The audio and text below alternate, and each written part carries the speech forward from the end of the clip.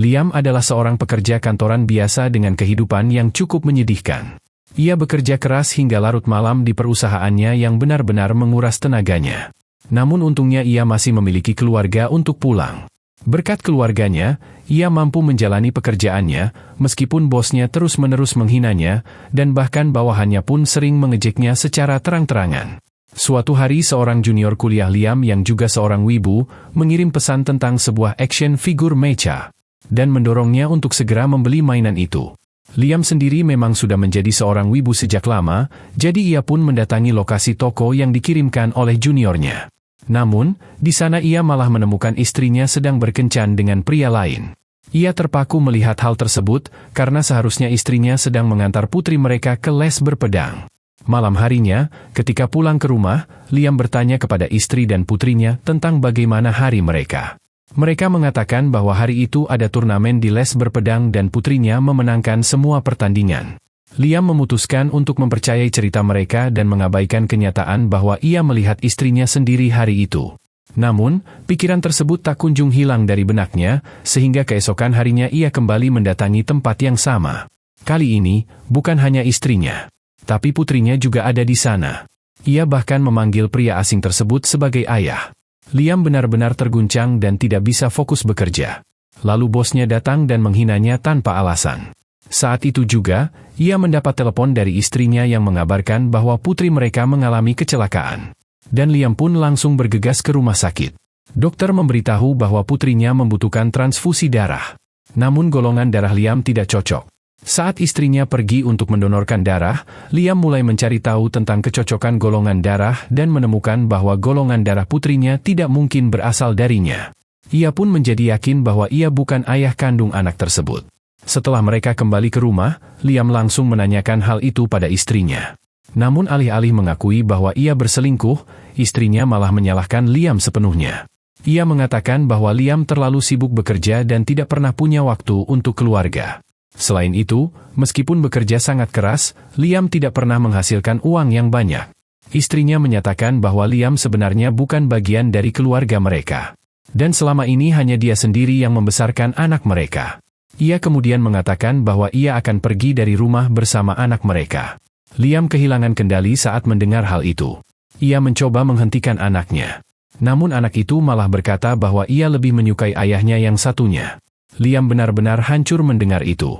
Keesokan harinya saat Liam masuk kerja, bosnya menunjukkan bahwa telah terjadi transaksi sebesar 50 juta yen dari komputer Liam. Liam bersikeras bahwa ia tidak pernah melakukan transfer tersebut.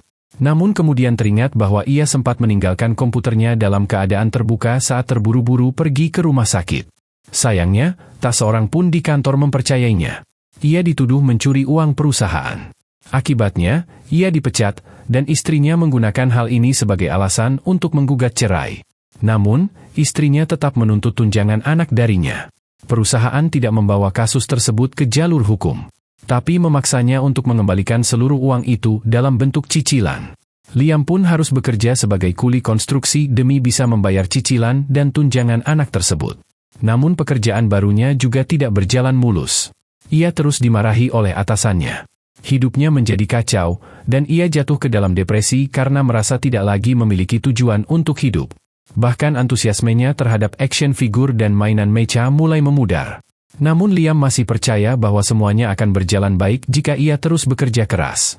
Ia merindukan putrinya, meskipun ia tahu bahwa gadis itu sebenarnya bukan anak kandungnya. Dan berharap bisa bertemu dengannya lagi suatu hari nanti. Namun kemudian, ia mengetahui bahwa dirinya menderita penyakit serius.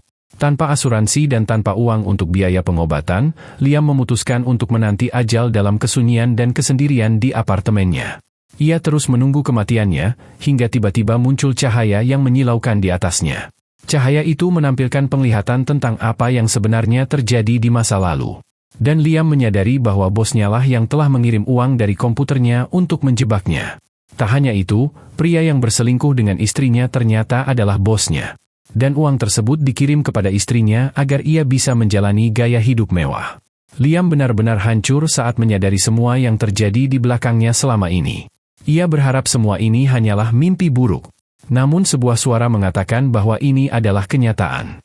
Tiba-tiba, seorang pria dengan fashion nyentrik muncul dari cahaya dan memperkenalkan dirinya sebagai The Guide atau pemandu. Ia mengatakan bahwa Liam telah menjalani hidup yang sangat keras dan menyedihkan meskipun ia adalah orang yang baik. Ia kemudian bertanya apakah Liam bisa memaafkan orang-orang yang telah membuatnya menderita seperti ini. Namun Liam menjadi marah dan berkata bahwa ia ingin membalas dendam kepada mereka semua. Pemandu itu tampak gembira melihat emosi negatif Liam dan menyebutnya lezat. Ia lalu mengatakan bahwa ia tertarik pada Liam, justru karena Liam adalah orang baik. Namun Liam membalas bahwa ia sudah tidak peduli lagi menjadi orang baik. Ia menyesal karena kebaikannya hanya dimanfaatkan. Dan bersumpah bahwa jika diberi kesempatan kedua untuk hidup lagi, ia akan hidup hanya untuk dirinya sendiri.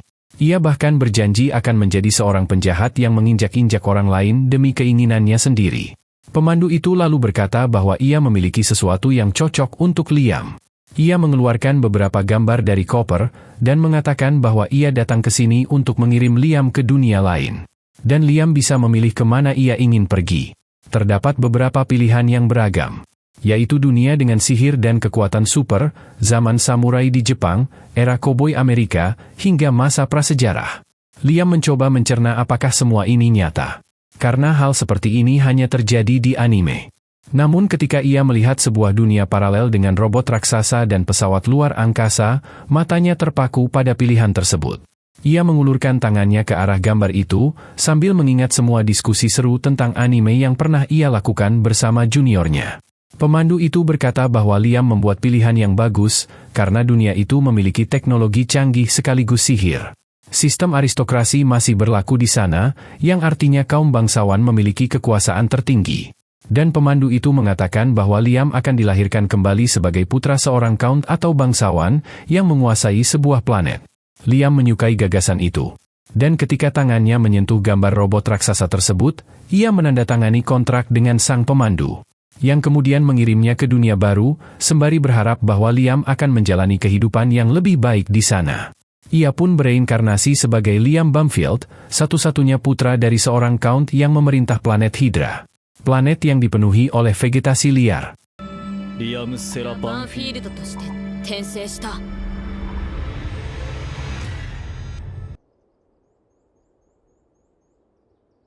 お誕生日おめでとう、リアム。 Pada ulang tahunnya yang kelima, Ibu Liam mengatakan bahwa ia memiliki hadiah spesial untuknya. Ia membawanya ke sebuah ruangan tempat sebuah kue raksasa disiapkan, dan memintanya untuk membuka hadiah tersebut. Liam menemukan bahwa kotaknya kosong. Namun di dalamnya terdapat sebuah remote control, dan sang ibu memberitahunya bahwa hadiah itu adalah seorang pelayan artificial intelligence yang dirancang khusus untuknya. Ibunya menyuruhnya untuk memilih fitur-fitur yang diinginkannya untuk pelayan robot AI menggunakan remote control tersebut. Dan Liam terkejut melihat berbagai pilihan yang tersedia. Ia pun bertanya kepada ibunya mengapa ia membutuhkan robot pelayan. Tepat saat itu, ayahnya masuk ke dalam ruangan. Ayahnya mengatakan bahwa Liam akan membutuhkan pelayan karena ia akan mendapatkan hadiah ulang tahun yang sangat spesial berikutnya. Ayah Liam kemudian tiba-tiba menyatakan bahwa ia menghadiahkan gelar Count Bamfield beserta seluruh kekayaan dan harta keluarga mereka kepada Liam. Liam tak menyangka mendengar perkataan itu.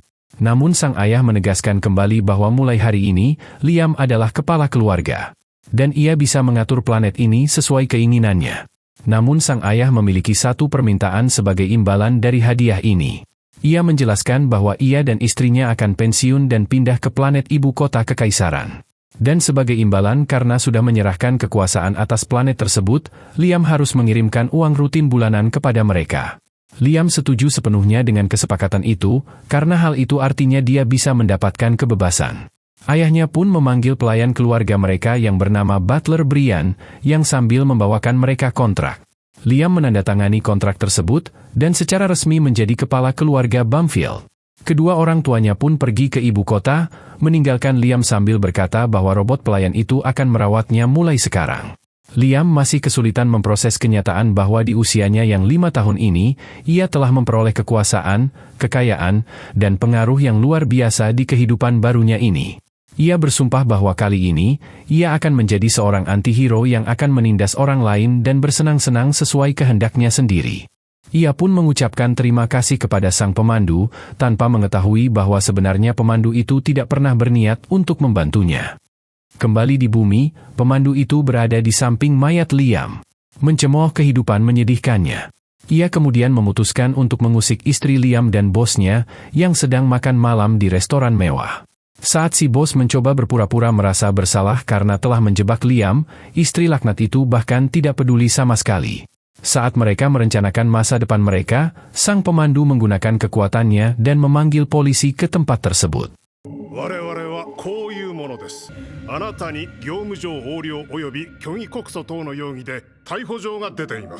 Para petugas menangkap si bos atas tuduhan mencuri uang perusahaan dan menjebak Liam.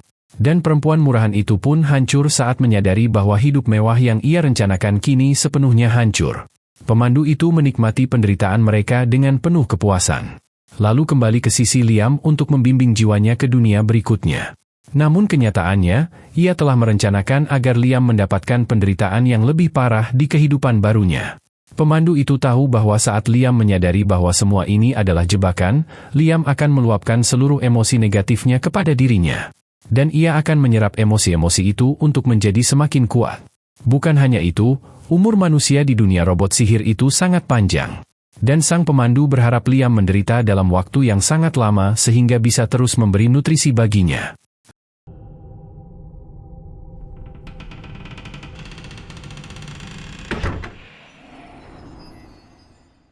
Sementara itu, Liam akhirnya menerima robot pelayan AI-nya yang dilengkapi dengan komponen spesifikasi tertinggi dan semua fitur yang ia pilih sendiri. Ia sangat bersemangat menyambut proses unboxingnya. Dan Butler Brian mengatakan bahwa Liam hanya perlu menyentuh kotak kemasan untuk membukanya. Begitu Liam menyentuh kotaknya, kotak tersebut tiba-tiba menghilang dan pelayan AI itu segera aktif. Robot itu memperkenalkan dirinya sebagai Amagi.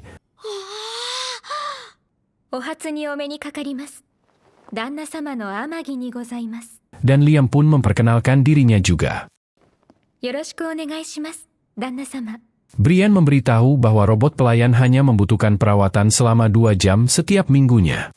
Namun Liam tidak memperhatikannya sama sekali. Si bocah mesum itu langsung menyeret Amagi ke ruangan untuk memeriksa semua fitur yang dimilikinya secara detail.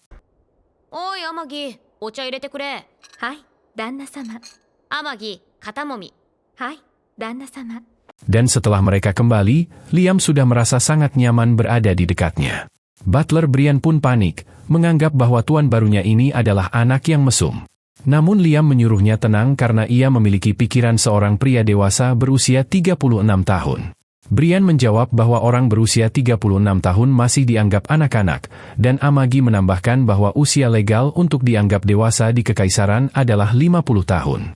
Namun kebanyakan orang dianggap benar-benar dewasa setelah mencapai usia 100 tahun, dan rata-rata harapan hidup di Kekaisaran pun sekitar 500 tahun.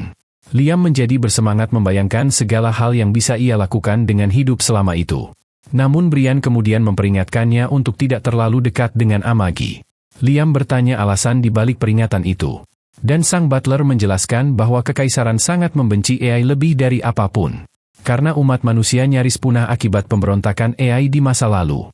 Untungnya, sekelompok orang pemberani berhasil menghentikan AI sebelum umat manusia benar-benar musnah. Dan kelompok itulah yang mendirikan Kekaisaran. Sejak saat itu, Kekaisaran membenci segala bentuk kecerdasan buatan. Liam penasaran mengapa ibunya memberikan robot AI seperti Amagi kepadanya jika ia tahu tentang kebencian Kekaisaran terhadap AI. Brian mencoba menyembunyikan alasan sebenarnya. Namun Liam melontarkan pidato kapten dan memerintahnya untuk mengungkapkan kebenaran.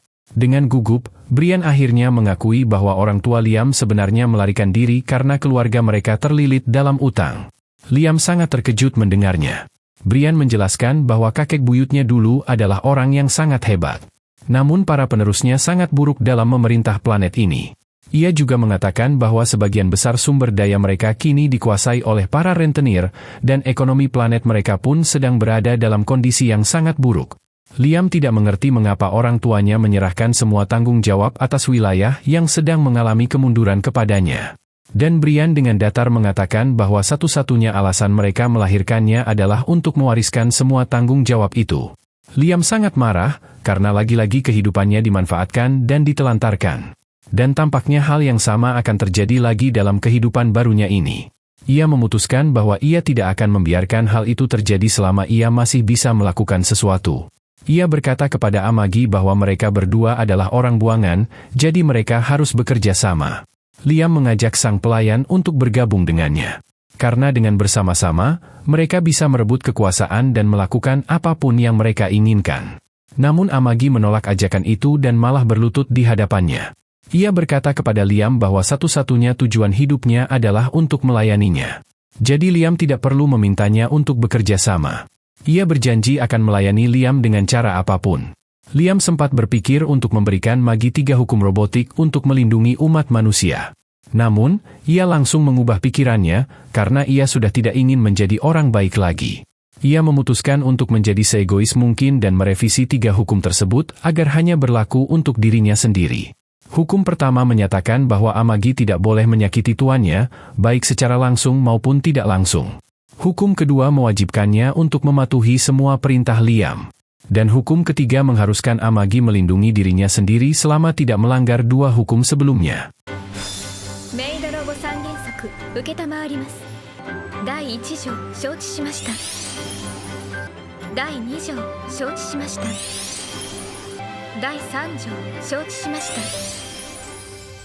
Setelah Amagi menanamkan 3 hukum tersebut ke dalam sistemnya, Liam pun bertanya kepadanya, apa yang sebaiknya ia lakukan untuk membuat wilayah kekuasaannya menjadi lebih baik dan makmur.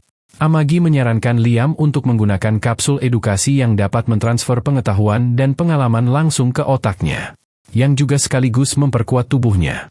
Ia memberitahu Liam bahwa ia harus berada di dalam kapsul tersebut selama beberapa bulan. Dan selama waktu itu, Amagi bisa mengurus wilayah kekuasaannya atas namanya. Brian langsung panik saat mendengarnya dan memperingatkan Liam bahwa membiarkan pelayan AI menangani seluruh wilayah sangat berbahaya bagi umat manusia. Namun, Liam menjawab bahwa hal itu tidak berbahaya karena ia sama sekali tidak berniat menghancurkan umat manusia. Dan sesuai dengan hukum kedua, Amagi akan mengikuti semua perintahnya dengan sempurna. Brian yang semakin cemas berkata bahwa kekaisaran tidak akan menerima hal ini. Akan tetapi, Amagi segera memeriksa konstitusi dan menjawab bahwa tidak ada satupun undang-undang yang melarang AI membantu dalam tugas-tugas pemerintahan. Mendengar hal itu, Liam memerintahkan Brian untuk menyiapkan kapsul edukasi dan memberikan seluruh wewenang pemerintahan kepada Amagi selama dirinya tidak ada.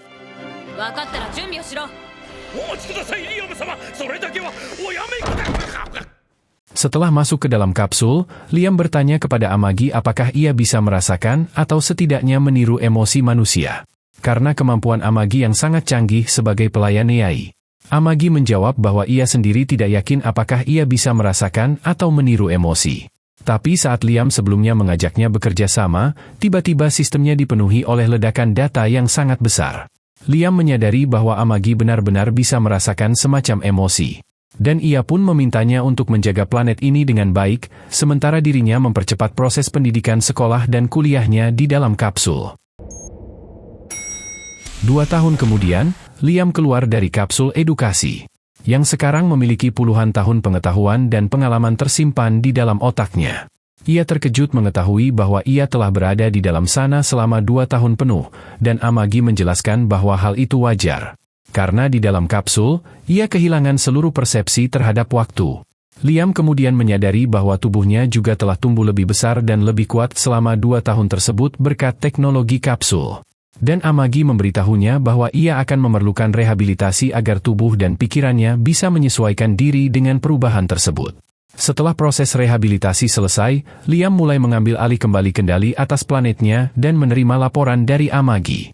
Ia menemukan bahwa kondisi planet perlahan-lahan mulai membaik dan memutuskan untuk meninjau langsung fasilitas utama mereka. Amagi pertama-tama membawanya ke landasan peluncuran pesawat luar angkasa. Dan Liam langsung ternganga melihat pesawat-pesawat luar angkasa lepas landas dan mendarat di dermaga terapung yang juga berfungsi sebagai garis pertahanan mereka. Ia semakin bersemangat saat melihat robot tempur raksasa yang dioperasikan para prajurit.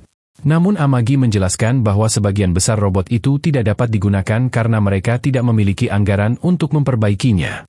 Liam mengatakan bahwa ia juga ingin masuk ke dalam robot tempur raksasa itu. Dan Amagi dengan senang hati mengatur semuanya untuknya. Setelah berada di dalam salah satu robot tempur, Amagi memberitahunya bahwa gerakan robot tersebut dikendalikan menggunakan sihir. Ia hanya perlu membayangkan bagaimana ia ingin robot itu bergerak, dan robot akan mengikuti perintah tersebut. Liam mencobanya dan mendapati bahwa menggerakkan robot tempur ternyata tidak terlalu sulit. Namun, Amagi memberitahu bahwa semua senjata di robot itu telah dilepas demi menjaga keselamatannya. Liam mengatakan bahwa ia sangat ingin bertarung menggunakan robot tempur, dan Amagi pun mengatur hal itu dengan memanggil kapten pasukan mereka. Master Tai desu. Oteawase negaimasu, Liam-sama. Yoshi, kakatte koi! Liam langsung menyerang robot tempur sang kapten dan berhasil menjatuhkannya. Namun ia segera menyadari bahwa kapten tersebut tidak bertarung dengan serius. Ia berteriak agar kapten melawannya dengan sungguh-sungguh. Dan pria itu pun menuruti perintahnya. Liam kembali menyerang. Tetapi kali ini kapten berhasil melucuti senjatanya dan membanting robot Liam ke tanah. Liam terkejut dengan perbedaan kemampuan mereka. Dan Amagi menjelaskan bahwa karena sang kapten memiliki pengalaman latihan yang jauh lebih banyak, ia dapat memvisualisasikan gerakan robotnya dengan jauh lebih baik daripada seorang pemula. Hal ini membuat Liam sadar bahwa dirinya masih terlalu lemah. Dan ia memutuskan untuk berlatih agar menjadi lebih kuat lagi. Ia memerintahkan Brian untuk mencari instruktur bela diri terbaik yang tersedia. Namun sang kepala pelayan mengatakan bahwa sebagai seorang penguasa, Liam tidak perlu belajar bertarung. Liam menolak nasihat itu karena dalam kehidupan sebelumnya ia selalu ditekan oleh orang-orang kuat. Dan kini ia bertekad untuk menjadi lebih kuat dari siapapun.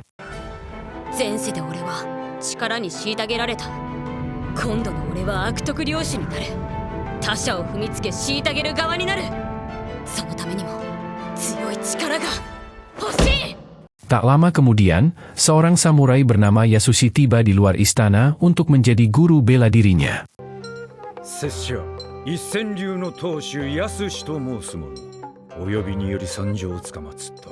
Liam langsung antusias begitu melihat Yasushi yang mirip Musashi Mihawk, dan menganggapnya sebagai ahli bela diri hebat. Ia mengatakan bahwa dirinya sangat bersemangat untuk belajar dari salah satu seniman bela diri terbaik di dunia ini. Yasushi mulai mengucapkan filosofi omong kosong tentang bagaimana ia berusaha menjadikan gaya bela dirinya sebagai yang terbaik di seluruh kekaisaran. Namun hal itu adalah proses yang tidak pernah berakhir. Liam semakin terpesona olehnya. Melihatnya, Amagi memperingatkan bahwa pendekar pedang itu terlihat mencurigakan. Namun Liam mengabaikannya, mengatakan bahwa sedikit mencurigakan justru merupakan bukti bahwa ia adalah seorang pendekar pedang sejati. Ia yakin Yasushi hanya fokus menjadi kuat sehingga terlihat seperti orang yang terlepas dari urusan duniawi. Namun Amagi menyarankan agar Liam setidaknya mengujinya terlebih dahulu. Liam pun setuju dan meminta Yasushi untuk menunjukkan keahliannya. Yasushi lalu membawanya ke sebuah tempat, di mana beberapa batang kayu berdiri tegak. Yasushi mengatakan bahwa ia akan menunjukkan teknik rahasia dari gaya bela dirinya. Namun hanya bisa memperlihatkannya sekali. Dan Liam harus menghafalnya dalam kesempatan itu. Liam meminta Amagi untuk merekam segalanya, lalu Yasushi bersiap mengambil posisi. Ia hanya menarik pedangnya setengah dari sarungnya, lalu segera memasukkannya kembali. Namun seketika, batang-batang kayu itu terbelah dua dan jatuh ke tanah. Liam terkejut melihat hal tersebut, dan meminta Amagi menganalisis rekaman itu serta menjelaskan bagaimana Yasushi melakukannya. Rekaman itu menunjukkan bahwa Yasushi bahkan tidak menarik pedangnya sepenuhnya. Liam pun terpana, mengira bahwa Yasushi begitu cepat hingga bahkan Amagi tak mampu merekam gerakannya dengan benar. Dengan penuh semangat, ia meminta Yasushi menjadi gurunya. Dan Yasushi menerimanya dengan senang hati. Namun, malam harinya Yasushi kembali ke tempat latihan sambil tertawa mengejek karena Liam tertipu oleh triknya. Di mana batang kayu itu sebenarnya sudah dipotong sebelumnya. Tanpa menyadari bahwa dirinya sedang ditipu, Liam terus berlatih di bawah bimbingan Yasushi dalam seni pedang dan tombak. Ia semakin mahir dalam teknik-teknik dasar seiring berjalannya waktu. Namun tidak pernah mendekati penguasaan teknik rahasia yang ia yakini dimiliki Yasushi. Suatu malam, setelah berlatih keras selama 3 tahun, Liam mencoba menebas sebatang kayu dengan serangan udara. Tetapi tentu saja tidak terjadi apa-apa. Ia mulai bertanya-tanya bagaimana caranya mempelajari teknik rahasia itu. Karena ia membutuhkan jurus pamungkas yang hebat untuk kekuatannya. Malam itu juga, saat Yasushi sedang asyik membaca manga di kamarnya, Liam mengetuk pintu. Yashi Shisho. Liam memintanya untuk mengajarkan teknik rahasia tersebut.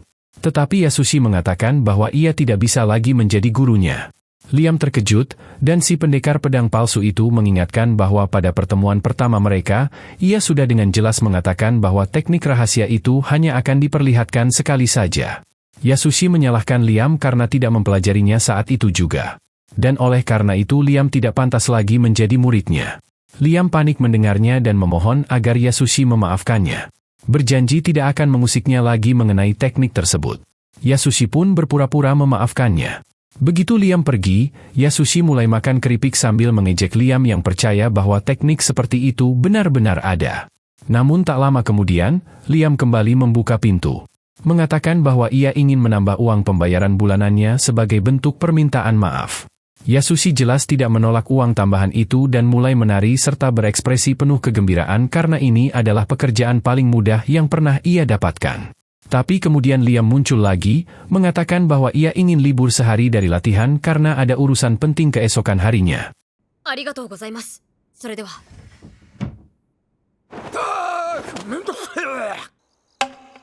Keesokan harinya, Liam menerima laporan tentang kondisi ekonomi planetnya dari Amagi. Amagi memberitahu bahwa meskipun mereka masih memiliki utang yang sangat besar, keadaan perlahan mulai membaik. Dan Liam senang mendengarnya. Ia memuji Amagi. Tetapi Amagi mengatakan bahwa dirinya belum layak mendapat pujian karena belum mampu memenuhi ekspektasinya sendiri. Ia menunjukkan bahwa progres di beberapa sektor seperti pendidikan dan pengembangan sumber daya manusia masih sangat lambat, meskipun investasi yang ditanamkan sangat besar. Begitu Liam melihat rincian laporan tersebut, ia langsung menyadari letak masalahnya dan segera memanggil orang yang bertanggung jawab atas departemen itu. Tak lama, datanglah seorang pria jelek ke ruangannya. Dan Liam langsung membicarakan urusan bisnis.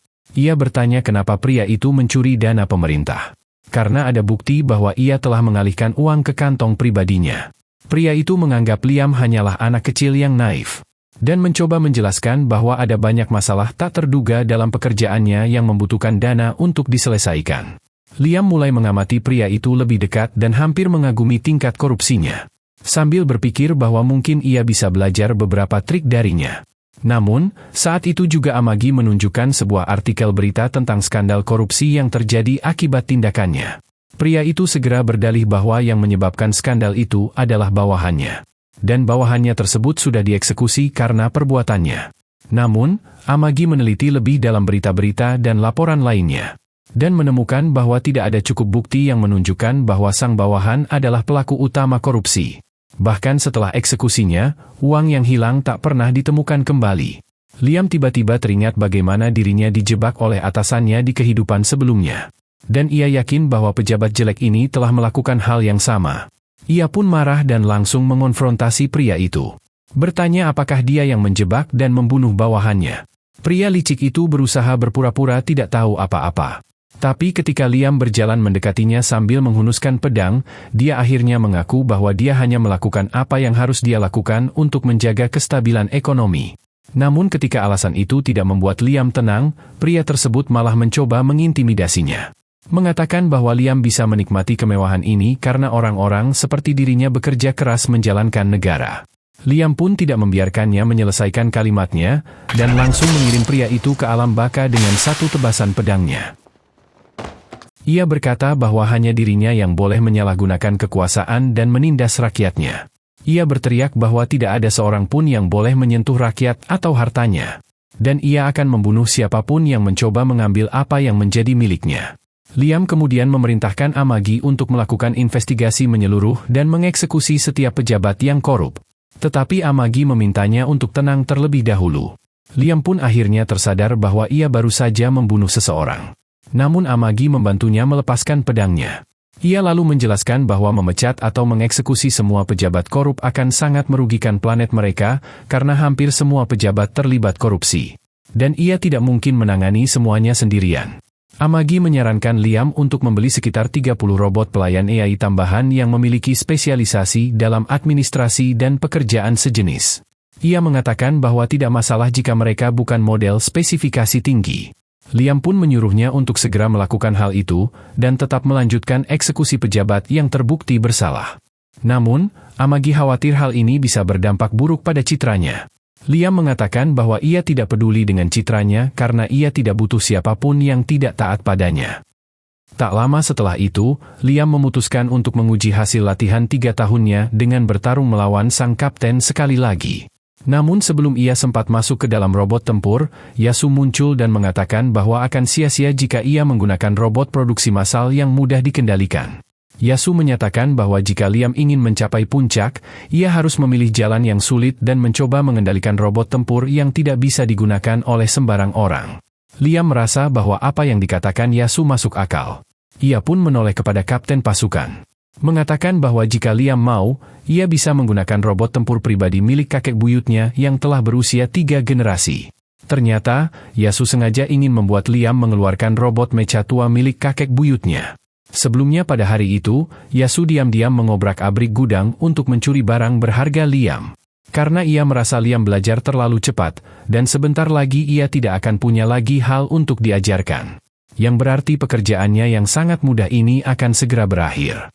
Ia tidak menemukan apapun yang bernilai, hingga akhirnya ia menemukan sebuah unit mecha tua yang tampaknya tidak akan bisa digunakan lagi, bahkan setelah diperbaiki. Namun ia merasa bisa menjual suku cadangnya dengan harga yang tinggi. Kidokishi!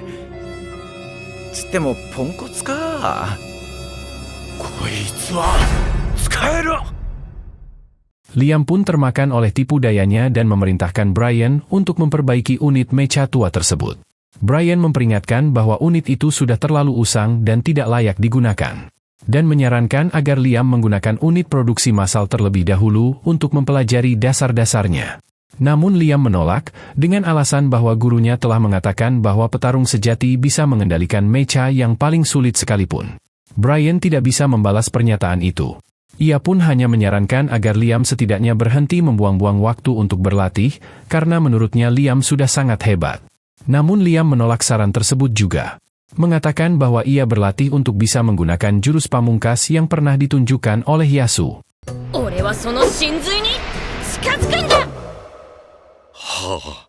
Sementara itu, Amagi pergi untuk memeriksa unit mecha tua atas perintah Liam. Ia sama sekali tidak mempercayai Yasu. Namun ia tidak bisa menolak perintah tuannya, dan ia hanya bisa berharap agar mecha tua itu tidak melukai Liam.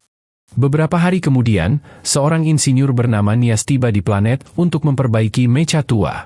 Ia memperkenalkan dirinya sebagai teknisi dari pabrik senjata Kekaisaran ke-7. Dan Liam pun memperkenalkan dirinya sebagai bangsawan. Namun tiba-tiba Nias mulai menatap Amagi dengan tajam, dan Liam langsung bersikap defensif. Bertanya apakah Nias punya masalah dengan pelayannya. Namun ternyata Nias tertarik pada Amagi karena ia belum pernah melihat robot AI seperti itu yang sangat mahal dan canggih. Liam kemudian membawanya melihat mecha tua itu. Dan Nias langsung menyarankannya untuk melupakan unit tersebut dan membeli yang baru saja. Namun Liam bersikeras ingin memperbaiki unit lama itu. Nias menjelaskan bahwa model itu sudah tidak diproduksi lagi sejak lama, jadi suku cadangnya sangat langka dan mahal. Liam mengatakan bahwa ia tidak keberatan jika beberapa bagian diganti dengan komponen modern, asalkan sistem kendalinya tetap manual. Ia juga mengatakan bahwa ia tidak peduli berapapun biayanya. Nias senang mendengarnya, dan Liam juga mengatakan bahwa ia ingin menambahkan jurus pamungkas yang ikonik seperti Rocket Punch. Pada saat itu, Yasu datang untuk melihat apa yang sedang terjadi. Ia langsung jatuh cinta pada pandangan pertama pada Nias. Yabai, nani kono ko? Ore no konomi, chouto strike! Dan mencoba mendekatinya sambil bersikap keren. Namun Nias terlalu sibuk berdebat dengan Liam mengenai alasan mengapa rocket arm tidak bisa dipasang di unit itu. Akhirnya, Liam berhasil meyakinkan Nias dengan kekuatan uang. Tetapi Yasu menjadi cemburu karena Nias sama sekali tidak memedulikannya.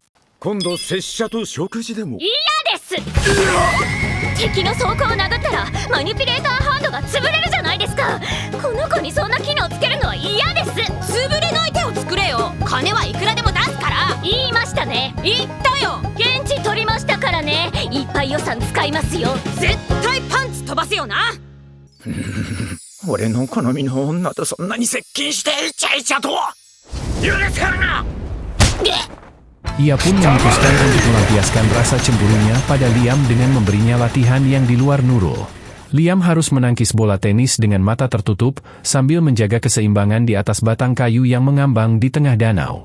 Dan pedangnya juga dibuat memiliki berat yang sangat berat. Liam mengatakan bahwa latihan itu tidak masuk akal. Namun Yasu melakukannya hanya karena ingin balas dendam. Ia menyuruh Liam untuk berhenti mengandalkan panca inderanya, dan mulai menggunakan instingnya. Yasu berkata, berhenti berpikir dan mulailah merasakannya. Dan seperti biasa, Liam menanggapi perkataan gurunya dengan serius. Beberapa hari kemudian, Nias selesai memperbaiki dan mengkostumisasi unit mecha tersebut. Dan Brian merasa nostalgia mengingat masa kejayaan keluarga Banfield.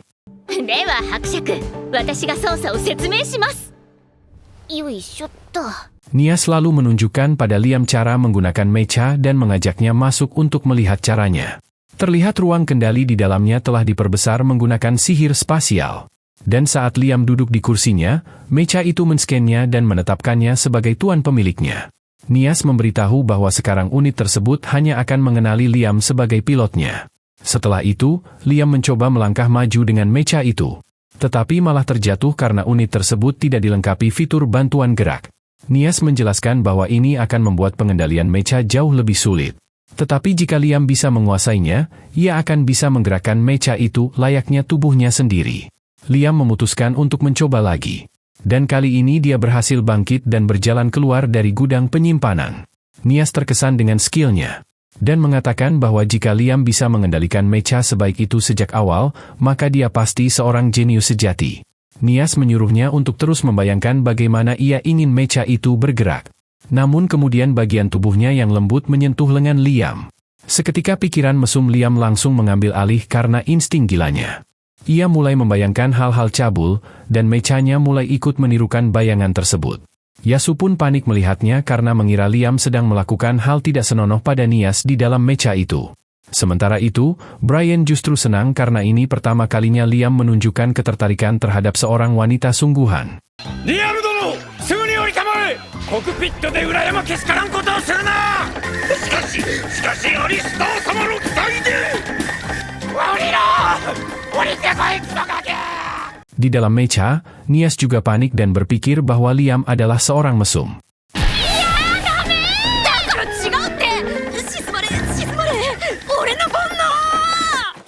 Yasu pun berencana membuat latihan gila Liam menjadi lebih berat lagi.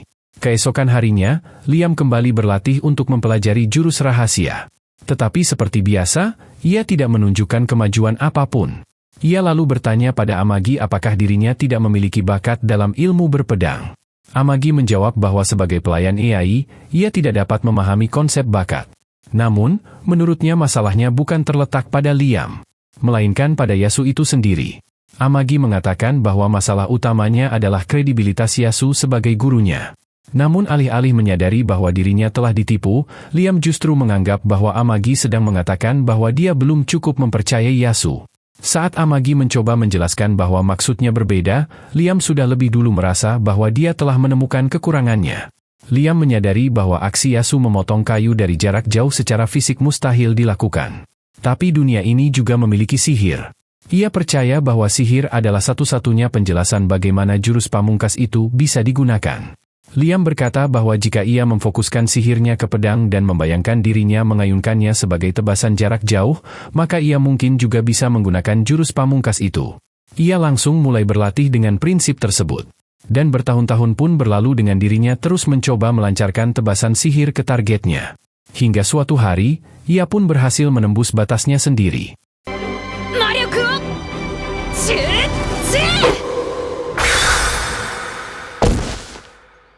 Keesokan harinya, Liam mengundang Yasu untuk melihat kemajuannya.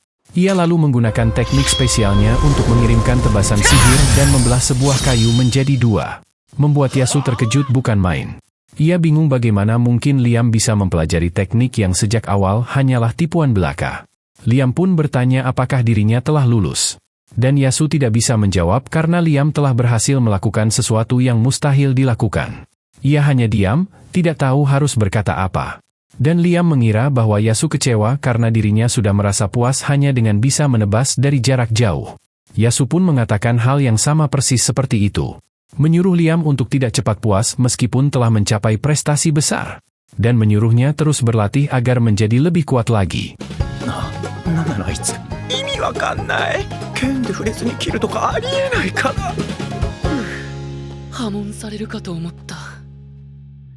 Beberapa hari kemudian, Liam menerima kabar bahwa sekelompok bajak laut telah menyerang salah satu planet di bawah kekuasaannya. Amagi memberitahu bahwa planet itu awalnya tidak layak huni maupun untuk pertambangan. Namun ia berhasil mendirikan sebuah pabrik di sana. Dan kini para bajak laut berusaha menjarahnya. Brian melaporkan bahwa pasukan mereka sedang bertempur melawan bajak laut. Tetapi kemungkinan besar mereka tidak akan mampu bertahan lama. Liam segera menoleh ke Amagi untuk meminta strategi. Dan Amagi mengatakan bahwa mereka bisa memanfaatkan cakrawala planet itu dan gravitasi uniknya untuk melancarkan serangan kejutan terhadap para bajak laut. Liam menyuruh Amagi untuk menangani pertempuran di luar angkasa dan menangkap pesawat bajak laut. Sementara dirinya akan bergabung dengan para prajurit untuk mempertahankan pabrik. 航空性外縁部 アビト、イグニッション。 トリガーセクション視野開放ファイヤー Amagi kemudian meluncurkan Liam ke arah planet, dan Liam memanfaatkan awan sebagai kamuflase untuk melancarkan serangan mendadak pada para bajak laut. Para bajak laut panik ketika mecha milik Liam mulai memburu mereka satu persatu.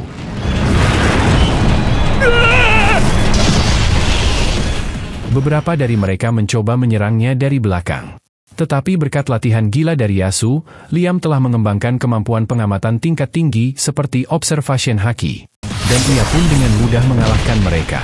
Situasi semakin genting bagi para bajak laut. Dan mereka memutuskan untuk mundur. Namun Liam menggunakan jurus tebasan terbangnya, menebas puluhan mecha musuh sekaligus. Issenryu Kyūkyoku Ougi! Isen! Para bajak laut itu kehilangan akal sehat mereka karena belum pernah melihat senjata yang bisa menebas dari jarak sejauh itu. Mereka pun segera kabur dari medan pertempuran. Liam berniat memberi mereka pelajaran terakhir dengan jurus spesial Rocket Punch-nya. Tapi tidak terjadi apa-apa ketika ia memberi perintah. Rocket Punch! Are? Ia mulai berpikir apakah Nias lupa memasang fitur tersebut di mechanya. Namun tiba-tiba muncul lingkaran sihir di sebelahnya, dan sebuah lengan roket raksasa meluncur keluar. Menghantam pesawat bajak laut yang kabur itu, menciptakan sebuah ledakan besar. Namun Liam marah karena jurus ini bukan seperti yang ia bayangkan. Tetapi Nias menjelaskan bahwa itu satu-satunya cara agar Rocket Punch bisa menjadi serangan yang berfungsi. Tepat saat itu, Amagi menghubunginya dan melaporkan bahwa ia hanya berhasil menangkap 10% pesawat bajak laut. 30% hancur dalam pertempuran, dan sisanya berhasil melarikan diri. Namun Liam tetap menganggap itu sebagai kemenangan dan memuji Amagi karena telah melakukan pekerjaan yang hebat. お褒めに預かり光栄です Tak lama setelah itu, kabar kekalahan pasukan bajak laut sampai ke telinga Kapten Goas di dalam labnya. Ia sangat marah saat mendengarnya.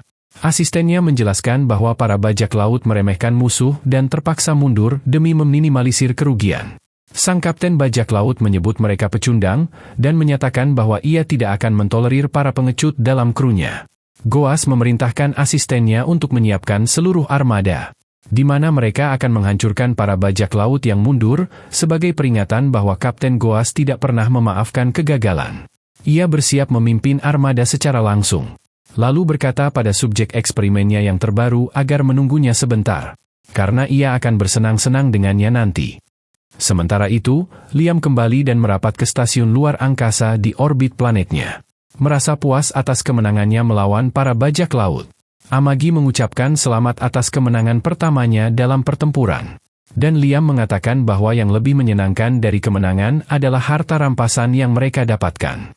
Amagi menjelaskan bahwa menurut hukum kekaisaran, jika mereka berhasil menangkap pesawat bajak laut, maka pesawat tersebut beserta seluruh muatannya menjadi milik mereka. Liam sangat senang mendengarnya karena ia membayangkan pesawat-pesawat itu penuh dengan emas dan perak. Namun yang mereka temukan ternyata jauh lebih berharga. Saat para prajurit mengangkut peti-peti besar berisi mineral langka seperti adamantite dan mithril dari dalam pesawat bajak laut, Amagi memberitahu Liam bahwa barang-barang tersebut sangat bernilai tinggi. Liam tidak puas dengan hasil rampasan itu karena yang ia inginkan adalah emas dan berlian. Namun Amagi memberitahunya bahwa emas tidak memiliki nilai karena sebagian besar merupakan unsur yang tidak berguna. Dan berlian hanyalah karbon sehingga bisa dibuat sendiri di rumah. Liam pun menyadari bahwa logam mulia dan batu permata yang berharga di bumi ternyata tidak memiliki nilai di dunia ini. Tetapi sisi materialistis dalam dirinya tetap menginginkan logam kuning yang berkilau itu. Ia menuntut emas, dan Brian memberitahunya bahwa mereka memang memiliki sedikit emas yang digunakan untuk membuat barang-barang elektronik. Liam kemudian memerintahkan agar emas itu dicetak menjadi koin dan digunakan untuk memenuhi seluruh ruang pribadinya. Sedangkan untuk mithril dan elemen langka lainnya, ia ingin agar semuanya ditempa menjadi senjata legendaris. Brian meminta maaf dan mengatakan bahwa mereka tidak memiliki pandai besi yang cukup terampil di wilayah mereka untuk melakukannya. Liam pun merasa kecewa. Tetapi kemudian Amagi memberitahunya bahwa ia menemukan sesuatu saat mereka bertempur melawan para bajak laut. Amagi menjelaskan bahwa saat ini, keluarga Banfield memiliki sekitar 10.000 pesawat tempur. Tetapi hanya 30% dari jumlah itu yang masih berfungsi. Dan mereka hanya dapat mengerahkan sekitar 2.000 pesawat dalam kondisi darurat. Liam terkejut karena mereka bisa menang melawan bajak laut hanya dengan jumlah itu. Dan Amagi menjelaskan bahwa para bajak laut meremehkan mereka. Dan juga skill Liam di medan perang membuat mereka terdesak dengan cepat. Liam merasa senang mendengarnya. Tetapi fakta bahwa 70% dari armadanya tidak berguna membuatnya khawatir. Amagi menyarankan agar mereka menjual pesawat-pesawat rusak yang tidak digunakan. Brian langsung keberatan, mengatakan bahwa jika mereka mengurangi jumlah pesawat dalam armada, para bajak laut akan menganggap mereka sebagai target yang lemah dan menyerang lagi. Amagi membalas bahwa bahkan untuk melakukan perawatan dasar saja, mereka membutuhkan dana. Dan mereka tidak memiliki banyak uang. Liam setuju dengan pendapat Amagi karena ia tidak ingin menghamburkan uang. Dan ia mengatakan bahwa mereka sebaiknya menjual atau menggunakan kembali pesawat-pesawat yang tidak berguna itu. Amagi kemudian menyarankan bahwa mereka dapat membeli pesawat-pesawat baru menggunakan uang dari penjualan material pesawat bajak laut. Ia mengatakan bahwa mereka mungkin tidak bisa mendapatkan model terbaru. Tetapi mereka bisa membeli cukup banyak pesawat bekas untuk membangun ulang armada mereka. Brian kembali tidak setuju, dengan alasan bahwa menggunakan pesawat bekas akan mencoreng harga diri keluarga Banfield. Sayangnya, Liam sama sekali tidak peduli pada kehormatan dan kebanggaan keluarga. Di mana ia hanya peduli pada kemenangan. Dan karena itu ia memerintahkan Amagi untuk segera membeli pesawat tempur bekas yang berkualitas. Sementara itu, jauh dari wilayah kekuasaan Liam, Nias sedang memberikan presentasi kepada para bangsawan elit dari Angkatan Bersenjata Kekaisaran mengenai pesawat perang terbaru yang telah dikembangkan oleh pabrik senjata ke-7. Ia menjelaskan bahwa pesawat baru ini lebih kuat dibandingkan versi sebelumnya, serta lebih hemat bahan bakar dan mudah dalam perawatan. Setelah ia menyelesaikan presentasinya, saingannya dari pabrik senjata ketiga memperkenalkan pesawat rancangan mereka.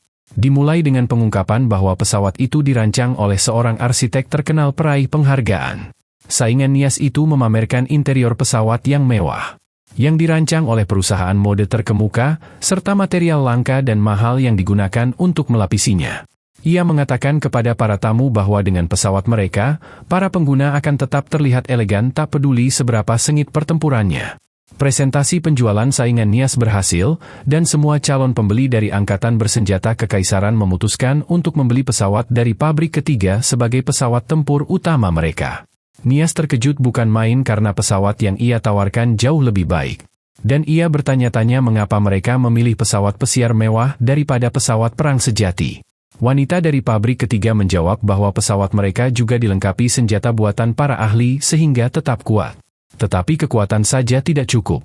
Pesawat itu juga harus indah agar bisa menarik perhatian para pelanggan. Apapun yang dikatakan Nias tidak berpengaruh, dan saat ia berjalan keluar dari gedung bersama rivalnya, ia berkata bahwa jika pesawat-pesawat mereka benar-benar bertempur suatu saat nanti, maka pabrik ke-7 akan menang dengan telak. Wanita pirang itu tertawa mengejek, mengatakan bahwa pesawat-pesawat mereka tidak akan pernah saling berhadapan karena tidak akan ada yang membeli pesawat membosankan dan kuno buatan Nias. Nias merasa frustasi mendengarnya dan bersiap untuk bertarung. Tetapi sayangnya, mereka berdua sedang berada di rumah masing-masing dan hanya berbicara lewat proyektor. Nias pun kecewa karena tahu dirinya akan dimarahi oleh atasan setelah ini. Dan ia mulai bertanya-tanya apakah ada bangsawan yang mau membeli pesawat tempur mereka. Tiba-tiba, ia teringat pada Liam, bangsawan yang memilih untuk menggunakan armor tempur manual. Dan ia merasa yakin bahwa orang bodoh itu pasti akan membeli pesawat-pesawat perangnya juga. Sementara itu, sang pemandu, makhluk aneh dan sakit jiwa yang menikmati emosi negatif orang lain, sedang sibuk mengacaukan kehidupan orang-orang biasa di bumi. Ia menikmati emosi negatif mereka. Tapi semua itu hanya sebagai makanan pembuka, karena ia sebenarnya menantikan emosi negatif dari Liam. Yakin bahwa Liam pasti sudah terlilit banyak utang sekarang. Ia memutuskan untuk mengambil dosis pertamanya dari penderitaan Liam dan memasuki dunia fantasi. Tapi ia terkejut saat melihat bahwa Liam telah mengubah kotanya. Kota itu tidak lagi dipenuhi tanaman liar. Dan pekerjaan konstruksi berjalan lancar. Sang pemandu tidak bisa mempercayai apa yang ia lihat. Karena seharusnya kota itu dalam kondisi yang lebih buruk sekarang. Ia berpikir bahwa setidaknya Liam pasti kecewa berat terhadap kemampuannya dalam ilmu berpedang. Karena ia sendiri yang mengirim seorang penipu bernama Yasu ke Liam. Ia pun memeriksa si pendekar palsu itu dan menemukannya mabuk di sebuah bar. Yang mengomel tentang bagaimana muridnya telah menjadi pendekar kelas 1. Padahal dirinya sendiri bahkan bukan pendekar kelas 3. Yasu mengeluh bahwa ia hanya mengikuti metode pelatihan bodoh secara membabi buta. Dan entah bagaimana berhasil meniru trik sihir dan mengubahnya menjadi serangan yang nyata. Sang pemandu bingung mendengarnya dan memutuskan untuk langsung memeriksa Liam. Hanya untuk menemukan bahwa Liam sekarang bisa meniru gerakan yang sama persis seperti yang ditunjukkan Yasu pada pertemuan pertama mereka. Namun Liam masih merasa belum puas, karena ia berpikir bahwa Yasu sengaja menurunkan levelnya saat menunjukkan teknik itu. Dan yakin jika Yasu mengerahkan seluruh kekuatannya, ia mungkin bisa menebas target dari jarak 1 kilometer. Liam pun memutuskan untuk terus berlatih lebih keras lagi. Dan saat ia mengayunkan pedangnya, ia mengenang bagaimana hidupnya dimulai dengan tragis saat orang tuanya meninggalkannya. Tapi ia mampu mengambil keputusan yang tepat karena orang-orang baik hadir dalam hidupnya. Liam mengucapkan terima kasih pada sang pemandu karena telah mengirimnya ke dunia ini. Dan emosi positif itu membuat makhluk aneh tersebut jatuh berlutut. Merasakan rasa sakit karena tubuhnya tidak tahan terhadap emosi positif. Ia segera menyerap emosi negatif Yasu untuk memulihkan kesehatannya. Dan bertanya-tanya bagaimana bisa Liam sebahagia itu. Ia yakin tidak melakukan kesalahan saat mengirim Liam ke dunia ini. Dan kebahagiaan yang dirasakan Liam saat ini hanya akan membuatnya semakin menderita di mana hidupnya akhirnya hancur. Beberapa hari kemudian, Amagi memberitahu Liam bahwa tentara kekaisaran mengganti pesawat perang mereka dengan model terbaru. Dan mereka telah sepakat untuk menjual pesawat perang lama yang selama ini mereka gunakan. Liam menyukai tawaran tersebut. Tetapi kemudian Amagi menjelaskan bahwa tentara kekaisaran memberikan satu syarat. Mereka harus menerima beberapa perwira cadangan dan prajurit yang akan segera dipensiunkan. Liam mengira bahwa tentara kekaisaran hanya ingin membuang personel yang tidak mereka inginkan. Tetapi Amagi menjelaskan bahwa sebenarnya itu adalah ide yang bagus, karena meskipun para prajurit tersebut dianggap kelas 2, mereka memiliki pengalaman lebih banyak dibandingkan prajurit terbaik sekalipun yang dimiliki wilayah bangsawan Banfield. Menambahkan mereka ke dalam pasukan akan sangat menguntungkan wilayah mereka. Setelah mendengar penjelasan itu, Liam memutuskan untuk menerima kesepakatan tersebut. Sementara itu, sang pemandu memutuskan untuk mengirim sekelompok prajurit yang sangat tulus dan jujur kepada Liam. Prajurit yang tidak akan mentolerir tuan tanah jahat, dan akan memberontak jika diperlukan. Di sisi lain, Yasu sedang mabuk berat setelah kunjungannya ke bar. Tetapi begitu mendengar suara Nias memanggil dari luar kamarnya, ia langsung sadar sepenuhnya. Ia mengundangnya masuk dan Nias mulai memujinya. Mengatakan bahwa Yasu telah melatih Liam menjadi pendekar pedang hebat di usia muda. Yasu mengira Nias sedang mencoba menggoda dirinya. Padahal Nias hanya ingin mendapatkan informasi tentang Liam agar bisa menjalin kerjasama bisnis dengannya. Kesalahpahaman ini terus berlanjut sepanjang percakapan mereka. Yasu mengira Nias ingin tahu tentang hobi dan kesukaannya, padahal yang ingin diketahui Nias adalah jenis penawaran bonus seperti apa yang bisa ia berikan untuk membujuk Liam agar membeli pesawat-pesawat perang buatan pabriknya. Yasu mencoba bersikap percaya diri dan penuh daya tarik. Tetapi ketika Nias terus memohon, Yasu secara tidak sengaja membocorkan fetisnya terhadap wanita karir berseragam kantor. Namun Nias salah mengartikan hal ini sebagai selera Liam. しまった。つい調子に乗って自分の性的思考を全部言ってしまった。注意さんがドン引きしている。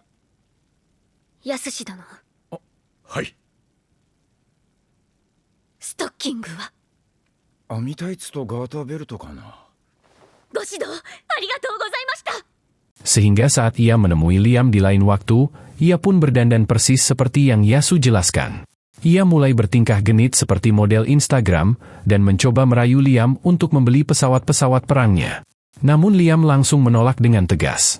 Mengatakan bahwa ia baru saja membeli satu skuadron pesawat bekas, beserta prajurit dari tentara kekaisaran. Mendengar bahwa Liam membeli pesawat dari tentara kekaisaran, Nias mengutuk pabrik senjata ketiga karena sekali lagi menghalangi langkahnya. Tetapi ia menolak pergi sebelum memberikan demonstrasi kapalnya.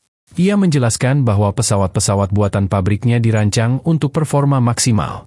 Liam hanya menjawab agar ia menjualnya ke tentara kekaisaran saja jika memang sebagus itu. Namun Nias mulai menangis, mengatakan bahwa ia gagal meyakinkan mereka meski sudah melakukan presentasi. Ia memohon kepada Liam untuk membeli setidaknya 100 pesawat. Bahkan mengatakan bahwa jika Liam tidak punya uang, ia bisa mengambil pinjaman dan melunasinya nanti. Liam tidak mau mendengar apapun tentang mengutang, sehingga Nias pun memutuskan untuk mengeluarkan seluruh pesonanya dan mulai menggoda Liam secara agresif. Liam menyuruhnya berhenti karena hal itu mengingatkannya pada sang mantan istrinya, yang biasa mengenakan pakaian dalam mencolok, namun bukan untuk dirinya. Nias tetap tidak berhenti dan terus menggoda lebih jauh.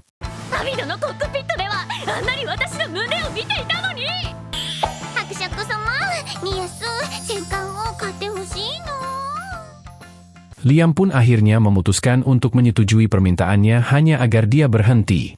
Liam menyetujui pembelian 300 pesawat perang dari pabriknya, setelah Amagi meyakinkannya bahwa pesawat-pesawat itu akan berguna di masa depan. Nias pun langsung bergegas menyiapkannya dengan penuh semangat. Di luar, Nias menghubungi rekannya dan memberitahu bahwa ia berhasil merayu seorang bangsawan untuk membeli 300 pesawat perang. Brian dan Yasu secara tidak sengaja mendengarnya. Brian merasa khawatir bahwa Liam telah terjebak dalam perangkap wanita. Sementara Yasu marah besar, karena ia mengira bahwa Liam telah mendekati Nias. Padahal menurutnya jelas bahwa Nias menyukai dirinya.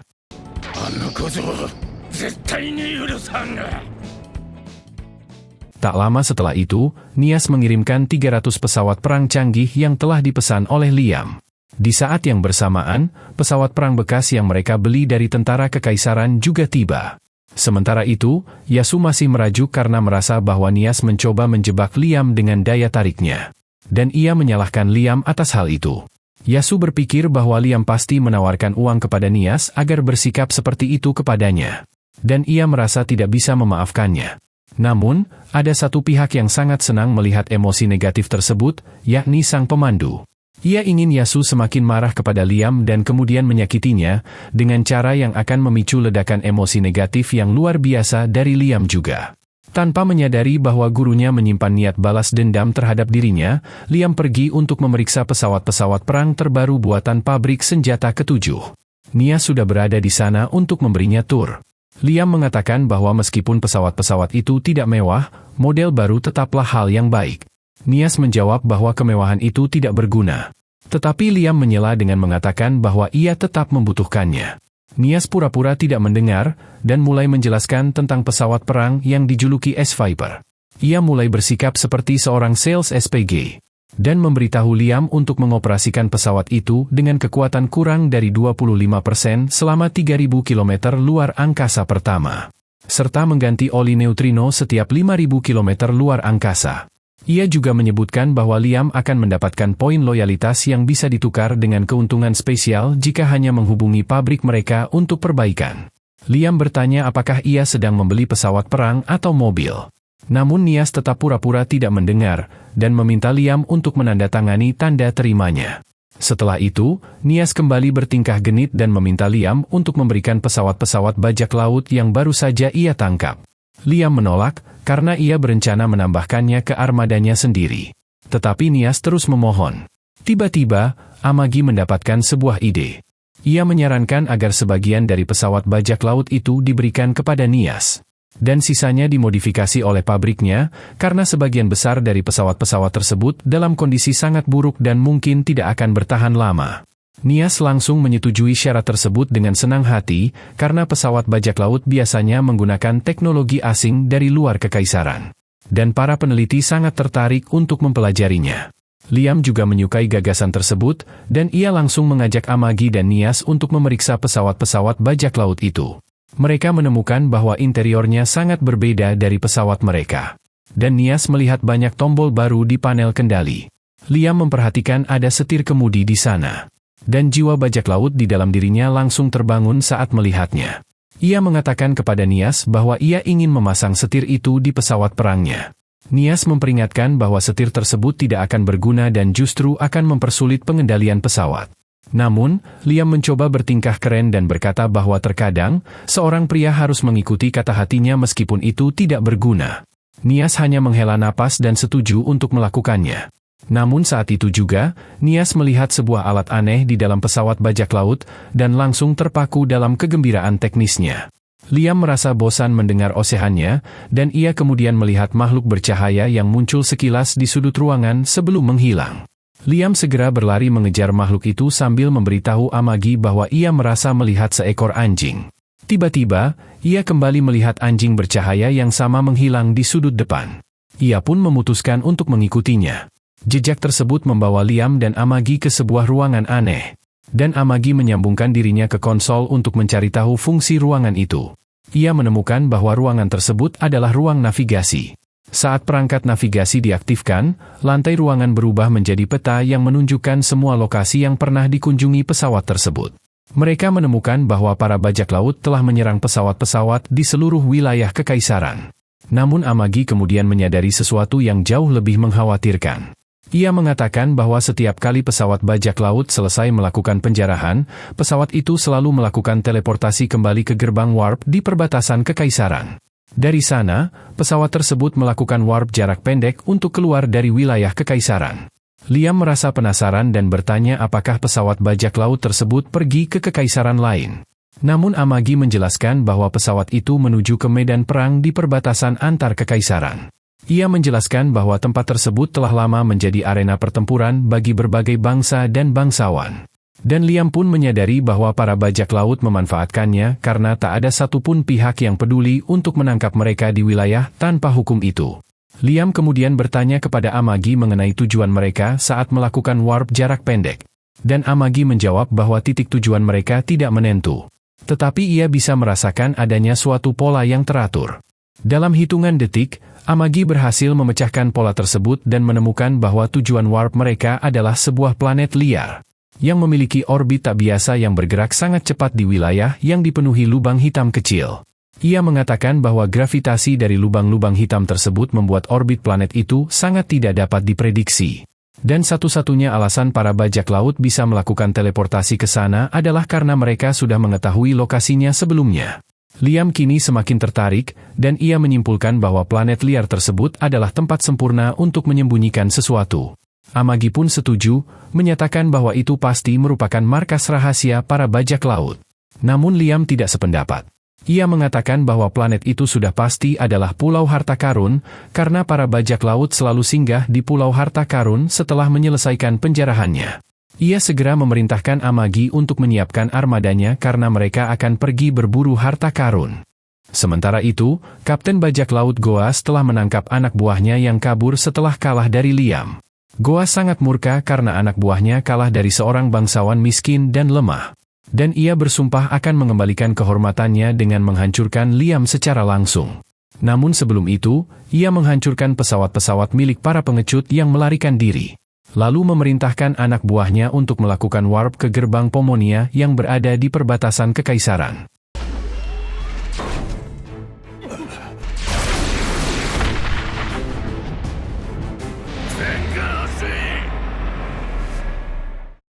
Di saat yang sama, Liam dan pasukannya juga menyelesaikan warp jarak pendek mereka dan tiba di gerbang warp terdekat yang akan membawa mereka ke gerbang Pomonia. Namun, mereka tidak bisa menggunakannya karena pihak otoritas yang mengelola gerbang warp tersebut tidak mengizinkan mereka untuk lewat. Pengawas gerbang menghubungi Liam dan memberitahunya bahwa ia harus membayar biaya tol berdasarkan berat pesawat kapalnya dan jarak yang akan ditempuh. Ia dengan jelas mengatakan bahwa biaya untuk mentransportasikan 7.000 pesawat perang ke perbatasan kekaisaran sangatlah tinggi. Dan ia meminta pembayaran di muka karena tidak mempercayai kemampuan keluarga Banfield untuk membayar setelahnya. Liam menjanjikan bahwa ia akan membayar seluruh biaya tersebut begitu ia kembali. Tetapi sang pengawas menolak dan mengatakan bahwa tidak ada jaminan Liam akan kembali. Karena jika ia tertangkap bajak laut, semuanya akan berakhir. Liam menolak untuk kembali karena telah mengeluarkan banyak biaya untuk membawa pasukannya ke tempat ini. Dan ia tidak mau membuang waktu serta sumber dayanya hanya untuk kembali mengambil dompetnya. Ia kemudian berubah menjadi sosok menyebalkan yang menuntut haknya. Dan berkata bahwa ia ingin berbicara langsung dengan manajer mereka.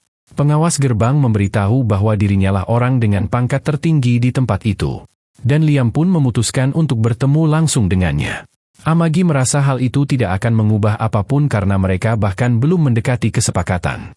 Tetapi Liam mengatakan bahwa manusia memiliki kemampuan unik untuk saling memahami dengan lebih baik jika bertemu secara tatap mata. Sementara itu, Kapten Bajak Laut Goas dan armadanya tiba di gerbang Pomonia. Dan pihak otoritas ternyata sudah berpihak pada mereka. Goas membayar mereka, dan meminta mereka untuk menghubungkan gerbang warp ke lokasi tempat pasukan Liam sedang menunggu, meski ia belum mengetahui bahwa mereka ada di sana. Pada saat yang sama, Liam sudah berada di kantor otoritas pengelola gerbang warp, dan kembali meminta sang pengawas untuk membuka gerbang untuknya. Berjanji bahwa ia akan membayar begitu kembali. Namun sang pengawas bersikukuh dengan peraturannya. Dan menolak segala upaya Liam untuk meyakinkannya. Tiba-tiba, sang pengawas mendapat panggilan tentang kedatangan bajak laut. Dan ia langsung menyuruh Liam untuk pulang saja, karena ia ada urusan lain yang harus diselesaikan. Liam merasa kecewa. Namun tiba-tiba ia kembali melihat anjing bercahaya berlari melewatinya.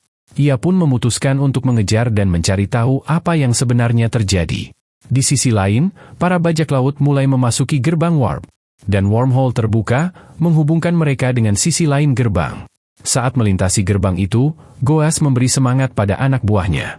Mengatakan bahwa mereka akan menghancurkan keluarga Banfield, dan merampas semua yang mereka miliki. Sementara itu, pengawas di tempat Liam berada memberitahu bawahannya untuk tidak mencemaskan siapa yang akan datang dari gerbang itu.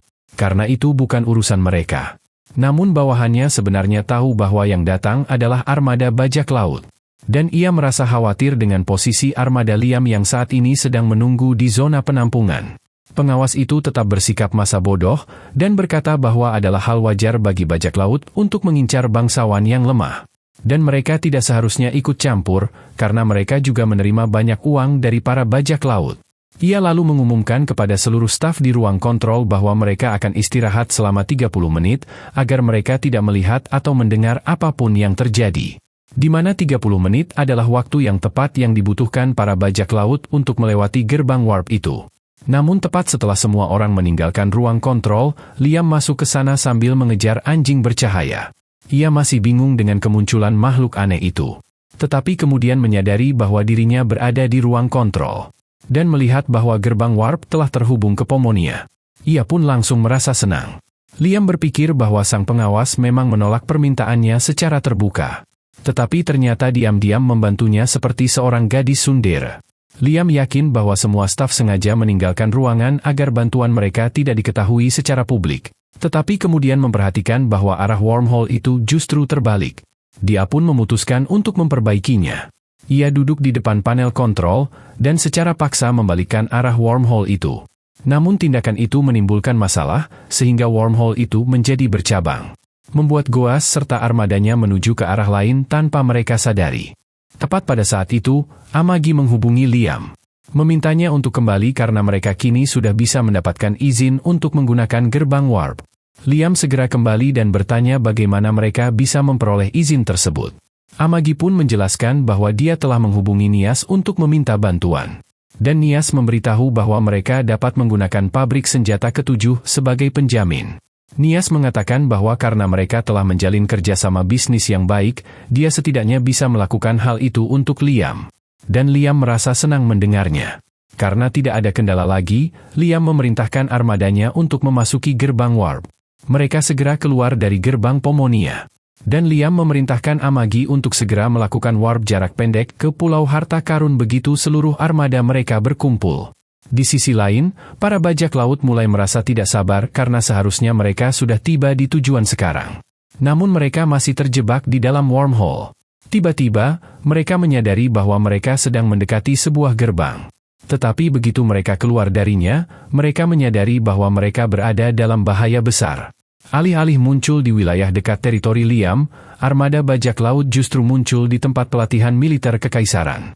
Di mana saat itu terdapat 70.000 pesawat perang kekaisaran yang sedang ditempatkan. Sementara itu, armada Liam telah sepenuhnya berkumpul. Dan mereka menggunakan warp jarak pendek untuk mencapai Pulau Harta Karun yang dipenuhi oleh pesawat bajak laut. Amagi menghitung bahwa ada sekitar 20.000 pesawat bajak laut di sekitar pulau tersebut. Namun sebagian besar dalam kondisi berlabuh dan tidak aktif. Karena mereka tidak menyangka akan ada orang lain yang datang sedekat itu. Hal tersebut menjadi kabar baik bagi Liam. Dan ia pun memutuskan untuk mengenakan armor tempurnya. Sambil memerintahkan Amagi untuk mengatur sisanya.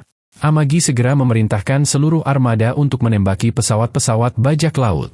Saat pesawat-pesawat bajak laut itu dengan cepat dimusnahkan, Liam juga bersiap dan meluncur ke zona pertempuran. Ia bertarung melawan mecha bajak laut yang tidak sebanding dengan keahliannya.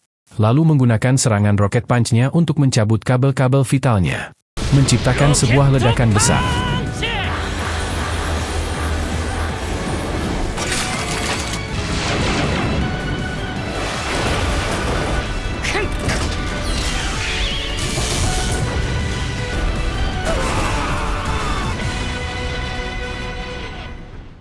Tak lama kemudian, seluruh armada bajak laut berhasil dilenyapkan. Dan Liam memerintahkan Amagi untuk mengirim seluruh pasukan mecha ke planet Harta Karun, guna mengumpulkan segala hal yang mereka temukan. Liam dan para ksatria mechanya menyerbu planet Harta Karun itu. Menghancurkan permukaan luarnya untuk membuka jalan masuk. Seorang ilmuwan yang berada di dalam planet itu panik, di mana serangan dari pasukan Liam menghancurkan sisa sistem pertahanan mereka.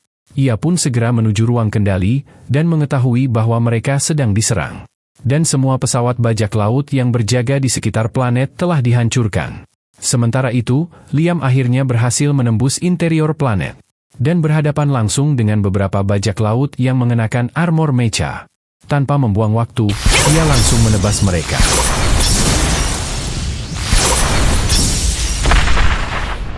Saat kapten pasukan tiba di lokasi, Liam telah menyelesaikan pertarungannya. Kapten itu mengatakan bahwa mereka juga telah menghabisi bajak laut di sisi lain. Dan Liam memerintahkan mereka untuk terus membuka jalan sambil mencari ruang penyimpanan harta. Tiba-tiba, ia melihat anjing bercahaya itu lagi. Dan memutuskan untuk mengikuti jejaknya. Keputusan itu ternyata tepat, karena jejaknya menuntun mereka ke ruang kendali. Tempat di mana ilmuwan dan anak buahnya langsung menyerah tanpa perlawanan. Liam merasa puas dengan bagaimana semuanya berakhir. Dan ia meminta sang ilmuwan untuk menyerahkan seluruh harta karun. Ilmuwan yang bernama Yugo itu bertanya jenis harta karun seperti apa yang diinginkan Liam. Karena ia memiliki barang-barang berharga, serta hewan peliharaan yang dikumpulkan oleh Kapten Bajak Laut Goas.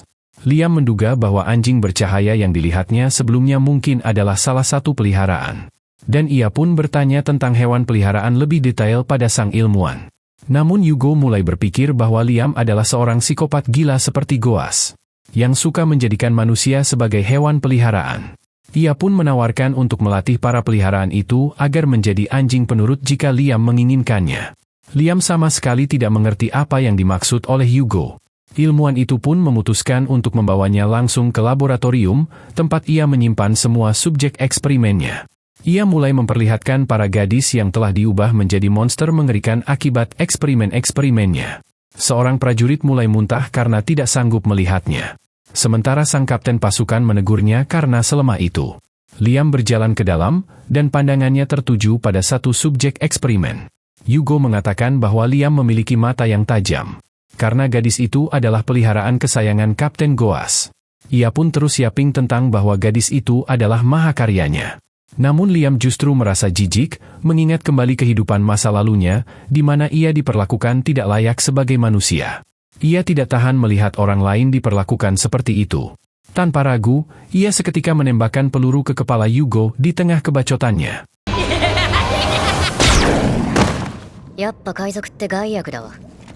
Liam mulai melihat-lihat sekeliling ruangan.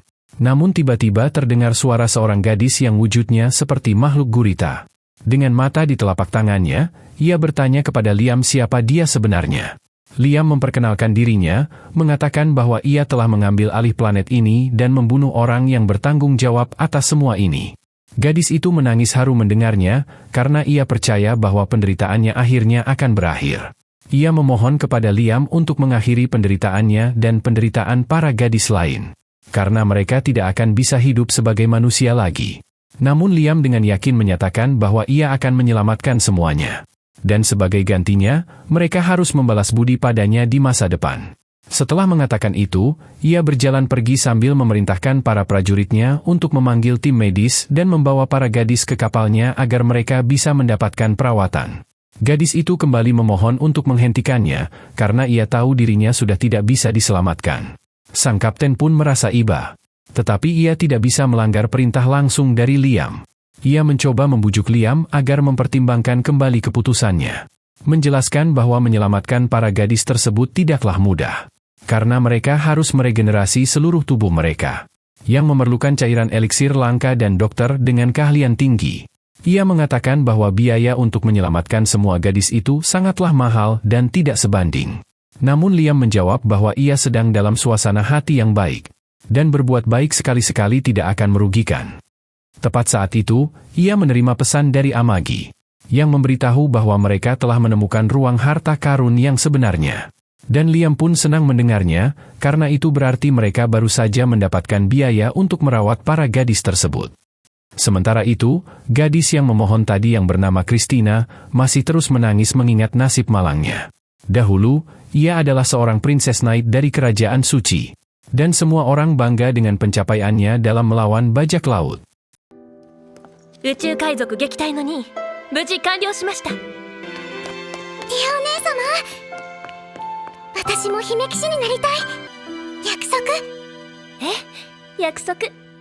Namun, saat ia pergi untuk melawan Goas dan anak buahnya, ia malah dijebak dan ditangkap. Setelah itu para bajak laut meledakkan planet asalnya tepat di depan matanya. Keluarga Christina panik karena seharusnya para bajak laut tidak mungkin bisa melewati pasukan dari aliansi bersatu yang melindungi wilayah tersebut. Namun mereka segera menyadari bahwa aliansi telah mengkhianati mereka. Perisai yang melindungi mereka tidak mampu bertahan lebih lama. Dan akhirnya seluruh planet dihancurkan. Christina benar-benar merasa hancur melihatnya. Namun penderitaannya baru saja dimulai.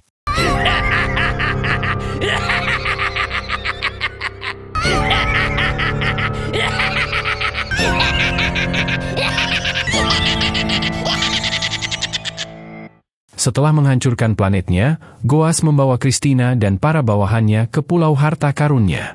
Meskipun semua orang diliputi ketakutan, Christina tetap menggenggam harapan. Dan meyakinkan mereka bahwa bantuan akan segera datang. Ketika Goas datang menemuinya, Christina berkata padanya untuk membunuhnya saat itu juga jika memang itu yang diinginkannya. Karena ia lebih memilih mati daripada hidup dalam kehinaan. Namun Goas hanya tertawa, mengatakan bahwa jika ia memang ingin membunuh Christina, ia sudah melakukannya sejak lama. Ia sengaja membiarkan semua orang tetap hidup karena ia ingin menambah mereka ke dalam koleksinya. Ia kemudian menyatakan bahwa ia telah berubah pikiran. Dan ia akan membebaskan satu orang gadis saja. Ia menyuruh Christina memilih. Dan setelah didesak, Christina akhirnya menunjuk gadis yang terlihat paling ketakutan. Namun ternyata, itu adalah jebakan. Di mana Goas memilih gadis yang ditunjuk Christina sebagai subjek eksperimen pertamanya. Ia menyerahkan gadis itu kepada ilmuwan gila yang kemudian merubah gadis itu menjadi monster berlengan banyak dan mulai membelah tubuh gadis itu. Christina kehilangan akal sehatnya dan memohon kepada Goas agar menghentikannya. Namun ia hanya tertawa dan berkata bahwa jika ia menghentikannya sekarang, gadis itu akan mati. Christina yang sudah trauma tidak punya pilihan lain selain membiarkan ilmuwan jahat itu melakukan eksperimen terhadap gadis tersebut. Tak lama, gadis itu diubah menjadi monster. Dan Christina hanya bisa menyaksikan dengan ngeri. Goas kemudian mengatakan bahwa Christina akan segera diubah menjadi sesuatu yang lebih spektakuler lagi. Christina bertanya, bagaimana mungkin seseorang bisa melakukan hal sekeji itu? Goas menjawab bahwa ia menikmatinya. Dan berkata bahwa hidup ini tidak adil. Ia terlahir buruk rupa, sehingga ia pun merasa puas dengan mengubah gadis-gadis cantik menjadi monster jelek. Dan senang melihat mereka hancur secara mental. Tak lama kemudian, ia menyeret Christina ke kursi eksperimen. Dan keberanian Christina pun perlahan runtuh. Ia memohon agar Goas menghentikannya. Berjanji akan melakukan apapun sebagai gantinya. Tapi Goas hanya tertawa, berkata bahwa mulai sekarang, Christina akan menjadi hewan peliharaan favoritnya. Ia mengatakan bahwa ia sengaja tidak memilih Christina sejak awal. Karena ingin melihat seberapa jelek wujud Christina, dan bagaimana ia akan meratapinya. Goas lalu memerintahkan ilmuwan itu untuk mencabut bola mata Christina. Dan menanamkannya di telapak tangannya agar Christina tetap bisa melihat betapa menjijikannya dirinya bahkan tanpa cermin. Christina terus menangis dan berteriak. Namun itu semua sia-sia.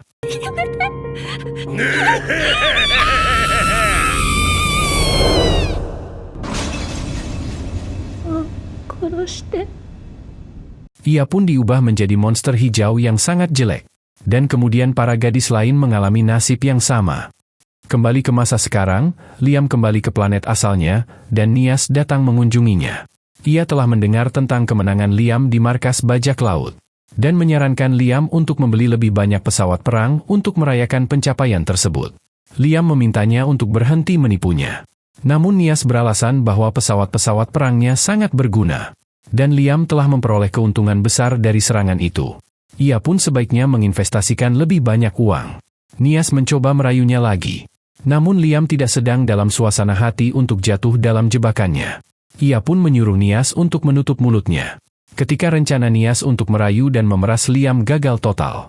Nias mengingatkan Liam bahwa dirinya lah yang telah mengurus izin bagi Liam untuk menggunakan gerbang warp. Liam pun akhirnya setuju untuk mendengarkan permintaannya kali ini. Ia bertanya pada Amagi berapa banyak pesawat yang bisa mereka beli dengan harta yang telah mereka temukan. Amagi menjawab bahwa setelah dikurangi biaya-biaya penting, mereka masih memiliki uang untuk membeli 5.000 pesawat. Liam terkejut mendengarnya. Namun Nias langsung berlari keluar, sambil berkata bahwa ia akan segera menyiapkan pesanan 5.000 pesawat untuk Liam.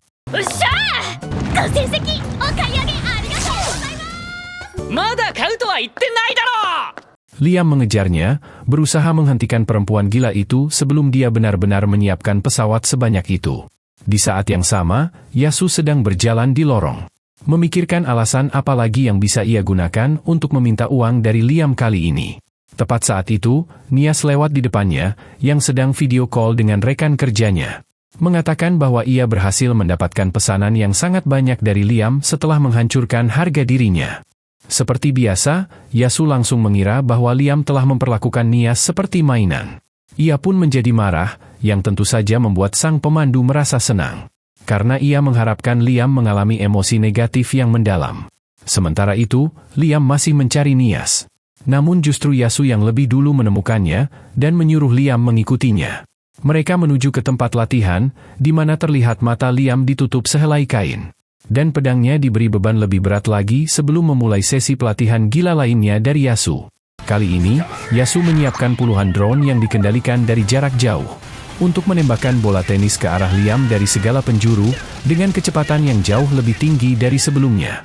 Liam bahkan tidak bisa bereaksi terhadap serangan-serangan itu. Dan ia terus saja terkena tembakan. Lalu Yasu menaikkan kekuatannya lagi. Liam langsung tersungkur ke tanah. Mengatakan bahwa ia tidak mungkin bisa menahan semua serangan hanya dengan satu pedang.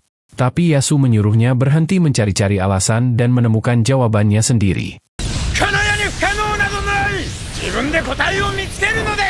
Liam pun teringat untuk menggunakan sihir seperti yang pernah ia lakukan sebelumnya.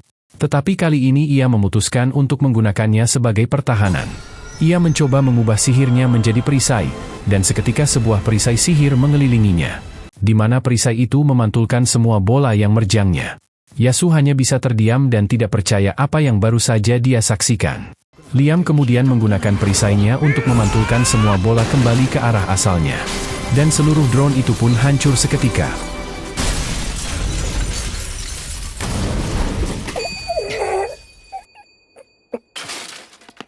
Setelah itu, Liam melepaskan penutup matanya dan bertanya pada Yasu apakah ia sudah melakukannya dengan baik. Yasu mulai panik ketika menyadari bahwa Liam benar-benar bocah jenius. Dan yakin bahwa suatu saat nanti Liam akan mengetahui semua tipuan dan scam yang telah ia lakukan. Yasu tahu bahwa Liam telah mengeksekusi para perwira korup dan menaklukkan armada bajak laut. Dan ia sangat takut bahwa begitu Liam mengetahui kebenaran tentang dirinya, ia akan dieksekusi. Yasu pun memutuskan untuk kabur sebelum hal itu terjadi dan mulai berjalan pergi. Liam bertanya kemana dia pergi. Dan Yasu dengan keren menjawab bahwa ia sudah tidak punya apa-apa lagi untuk diajarkan. Ia mengatakan bahwa Liam sudah belajar segalanya darinya. Dan sekarang Liam tinggal berlatih sendiri, karena jalan berpedang tidak akan ada ujungnya. Liam berteriak bahwa ia tidak menginginkan hal itu. Dan ia ingin tetap berlatih di bawah bimbingannya. Namun Yasu memarahinya, menyuruhnya untuk berhenti bertingkah manja. Yasu mengatakan bahwa dirinya juga masih seorang murid meskipun memiliki keahlian tinggi. Dan karena itu ia juga harus terus berkembang.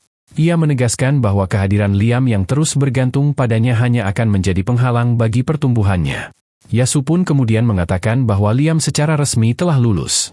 Dan sekarang menjadi seorang master dari aliran pedang kilat. Mengatakan bahwa sudah menjadi kewajiban seorang master untuk menyebarkan gaya berpedang ini ke seluruh penjuru alam semesta.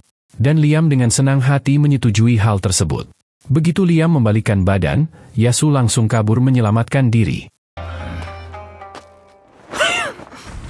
海賊の宝が手に入り、借金の返済も進み、領地も栄え、俺の剣術の腕も認められた。 Sementara itu, Liam belum pernah merasa begitu puas dalam hidupnya. Utangnya semakin berkurang, wilayah kekuasaannya berkembang pesat, dan ia bahkan berhasil mengalahkan para bajak laut. Dan kini gurunya telah mengakui kemampuannya. Ia mengucapkan terima kasih kepada sang pemandu atas semua pencapaiannya ini. Namun kita melihat makhluk aneh mesum itu langsung kabur ke alam semesta lain, sebelum dirinya benar-benar hancur oleh gelombang emosi positif yang Liam pancarkan.